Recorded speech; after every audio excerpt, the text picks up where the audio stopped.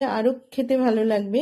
আজকে তাই চিংড়ি ভাজা করে দেখাবো আপনাদের। এখানে বাগদা চিংড়ি নিয়ে নিলাম, ভালো করে পরিষ্কার করে নিয়েছি।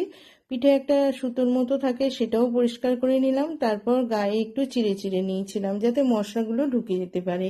এবার দিয়ে দিলাম হলুদ গুঁড়ো, লঙ্কা গুঁড়ো, পরিমাণ মতো নুন, লেবুর রস, আদা রসুন বাটা, কাঁচা লঙ্কা বাটা, একটু ধনেপাতা বাটা। এটা ভালো করে মাখিয়ে নিয়ে আধ ঘন্টার মতো রেখে দিলাম।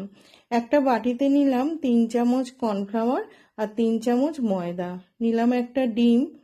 তারপর নেব পরিমাণ মতো নুন, গোলমরিচের গুঁড়ো, আদা রসুন বাটা, আর নেব হলুদ গুঁড়ো, লঙ্কা গুঁড়ো। এবার একটু জল দিয়ে একটা ব্যাটার তৈরি করব। ব্যাটারটা খুব ঘন হবে না, আবার খুব পাতলাও হবে না। অল্প অল্প করে জল দিয়ে ব্যাটারটা তৈরি করে নিচ্ছি। একসাথে অনেকটা জল দিয়ে পরিমাণটা বোঝা যায় না। আর ভালো করে এবারে জলটা দিয়ে ব্যাটারটা তৈরি করে নেওয়ার পর একটা করে চিংড়ি নেব, এই ব্যাটারে ভালো করে ডুবিয়ে নেব। তারপর পাউরুটির গুঁড়োতে আমি এটা গড়িয়ে নেব।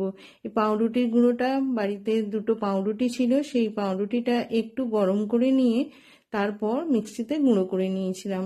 প্রথমে হাই ফ্লেমে একটু ভেজে নেওয়ার পর তারপর গ্যাসের ফ্লেমটা স্লো করে দিয়ে এটা ভেজে নিতে হবে। তারপর লাল লাল করে ভাজা হয়ে গেলে তুলে নেব। এই